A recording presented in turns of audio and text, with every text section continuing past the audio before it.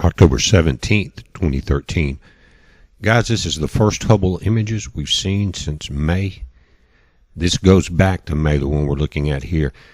But this is October 8th, the release. I just found the image today on one of the Hubble sites.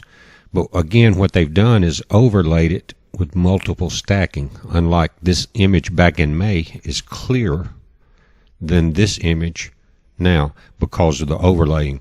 But I can do enough with this image, and I want to show you something.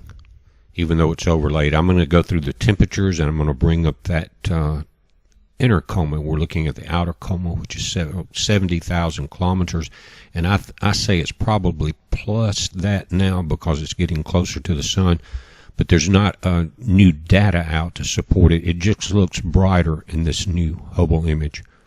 Of course, it should be, but again, they could give us a lot better than this. This is better than nothing. At least I'm going to go into the temperatures of this comet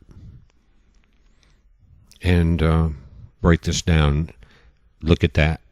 I'm getting the same objects on the new Hubble image as I have been getting on the ground base. Look at that. On the right is probably a 2-week-old ground-based image. So that was going to put us close to the same date. You see that? Now, I get a lot of comments that it's not breaking up, but guys, if someone tells you that, tell them to quit using Windows XP with that old 98 software. Tell them to send me a message, and I'll hook them up with the new stuff. Anyway, look at the multiple objects in there. Again, they layered it over, but I can break it down somewhat. Again, we're looking at the inner coma there, and I'm going to go in and you can see how long that tail is, and that's actually has some of it cut off here.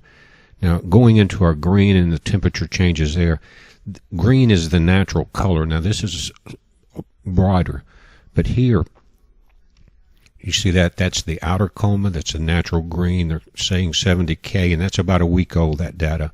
Then your inner coma that we look at to see the what's inside it, but it's a beautiful object.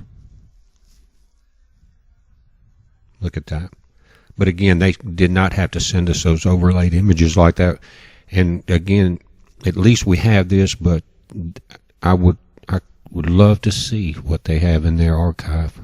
I bet you they're spotting stuff deep inside it. I'm going to go in here and change these temperatures and bring that inner coma out. Look at that. Beautiful. Again, it's moving 2 million miles a day, so it's getting closer, so we should see the brightening of it.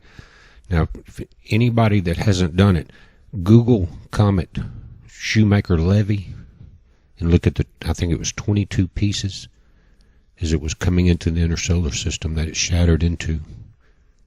Now, this image is a diagram, guys, and it shows something very interesting. At the top, you see that fountain right inside the parabolic hoods. That's what we're seeing with ISON. Now, that new Hubble image is so overlaid, it's not showing it, like the one in May. That's why I'm saying that's the difference in the quality of the images that they could be giving us. In the one in May, you could see clearly the jet coming out I think it was about 260 degrees off center. And another thing I want to talk about, some of the higher rated astronomers are getting kind of deeper into the BS now. They're talking more about an icy snowball. But look, guys, this is Hubble back in May on the left. This is that diagram when we're talking about the fountain. And if they can show us that in May, that's off the tip of ISON. And look at the images we're getting in October. But again, we have that, but it's not what they're getting. We got the crumbs of it. But it was enough for me to look inside that coma. Now, this is going back in May, and look at this.